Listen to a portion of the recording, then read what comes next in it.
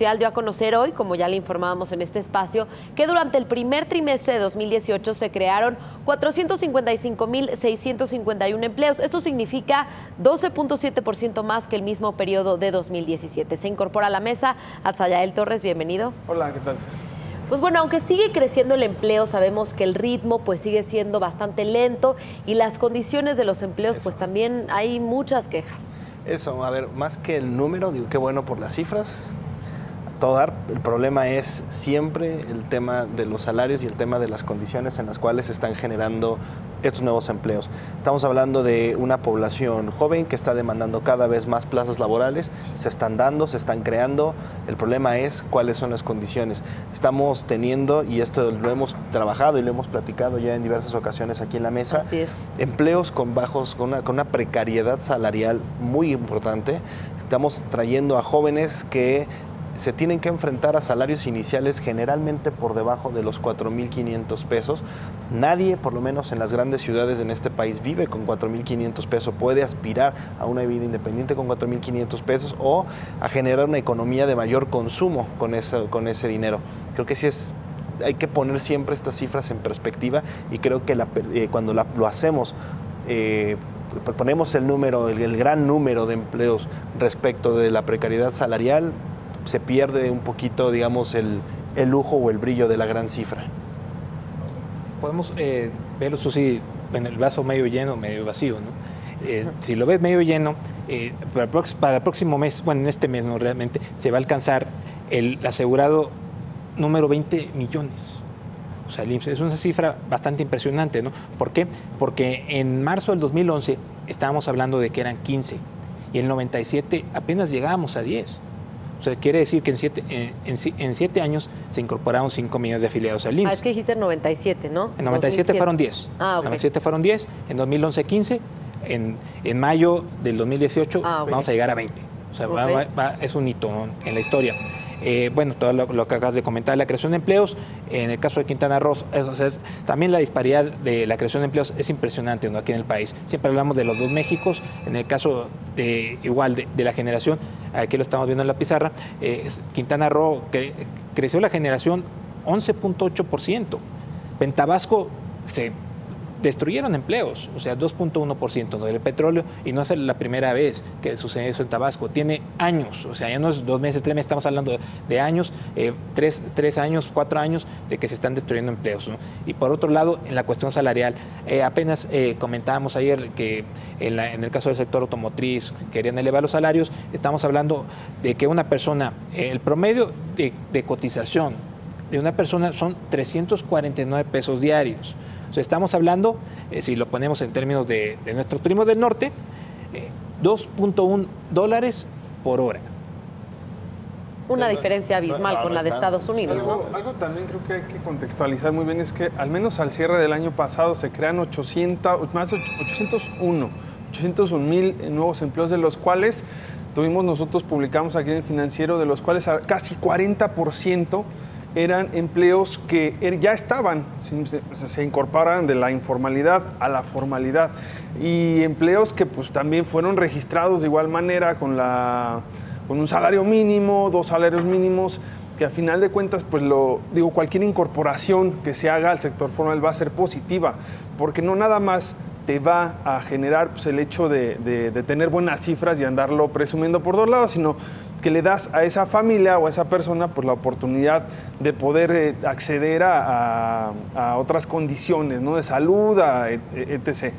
Una afore ahí, ¿no?, tener algo.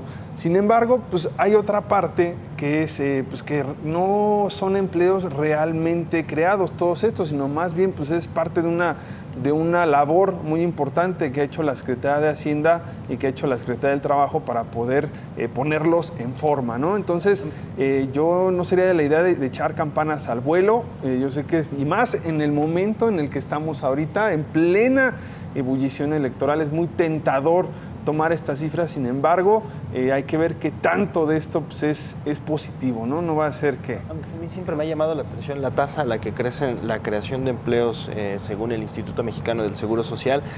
y el número de contribuyentes que tenemos, por ejemplo, activos en el SAT. Siempre hay una disparidad ahí que a mí siempre me ha hecho ruido.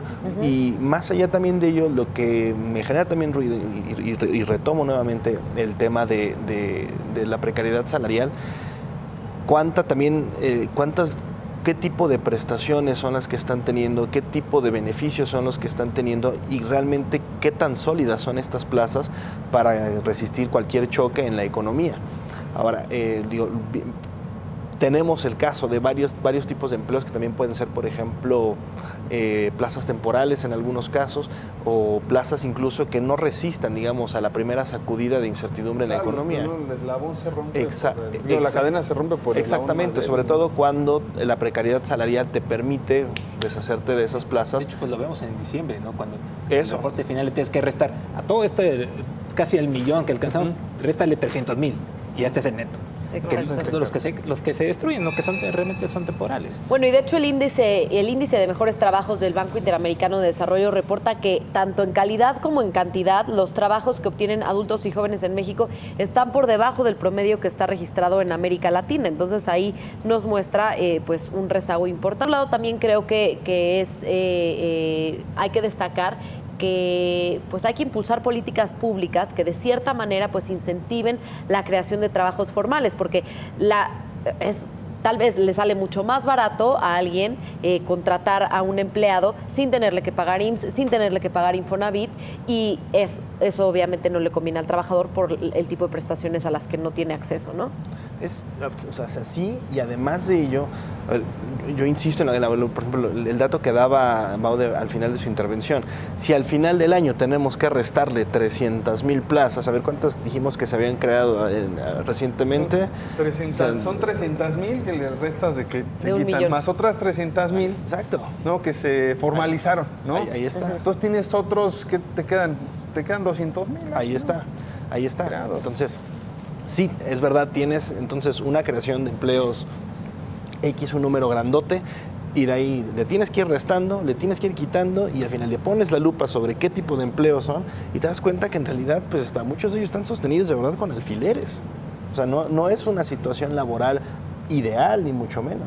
Pero bueno, ya de aquí al cambio de sexenio no creo que haya muchos cambios, ¿no? Digo, sí se va a hablar de que ha sido el sexenio de la creación de empleos, pero ya cambios en cuanto a condiciones laborales, yo creo que ya de aquí a diciembre no veremos muchos cambios. Se han creado 3.6 millones de empleos, o sea, en la actual administración, de que pues más de un secretario ya lo pone, mira, el numerote, ¿no? Sí, es muy grande ese número, ¿no? Sí. Pero aquí lo preocupante es de que viendo las propuestas de los candidatos, pues realmente creo que con dar salarios rosas o pagarle un salario a los ninis de 3,600 pesos, pues esto no es la manera, ¿no? Para elevar el poder adquisitivo de la población. O sea, si comparamos el salario de cotización al IMSS en términos reales, en marzo pasado contra marzo del 2008, son 10 años, ha aumentado 1.9%. Ni para aumentar el salario. Ahora, a ver, también en este tipo de empleos, ¿qué tan productivos están siendo los trabajadores? A ver, siempre hemos hablado y sobre todo las autoridades siempre han defendido el hecho de que si queremos que aumenten los salarios tiene que ir aparejado a la productividad. Realmente el grueso de los empleos que se han creado en la economía tienen la capacidad de generar una mayor productividad por parte de los empleados. Yo creo que es una pregunta al aire muy interesante. Claro, ahí tenemos cuáles fueron los principales sectores que impulsaron los empleos: construcción, transportes y comunicaciones, y el agropecuario. Conclusiones. Pues habría que esperar más, o que estas cifras y que este análisis de diferentes formas pudiera impulsar un poco a los candidatos que suban este tema al debate y que ofrezcan soluciones viables, y no solamente este tipo de empleos que, como vemos, pues son de papel en muchos casos, ¿no? Yo destacaría eso, sí, por un lado, el hecho de que estamos en un año electoral, que comúnmente en un año electoral no se crea tanta cantidad de empleos, porque las empresas se ponen en modo stand-by.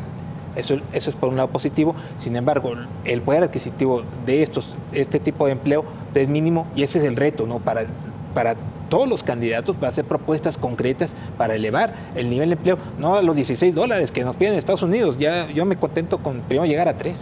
No, 8, aunque sea la mitad. Por ahí va mi conclusión y parezco disco rayado. La precariedad salarial es el tema en el mundo laboral, pues, más allá de la gran creación de las plazas. Un gran reto que tienen los candidatos a la presidencia de la República, el tema laboral en nuestro país, las condiciones de trabajo de los empleados en nuestro país. Con esto llegamos al final de Mesa Central. Gracias por el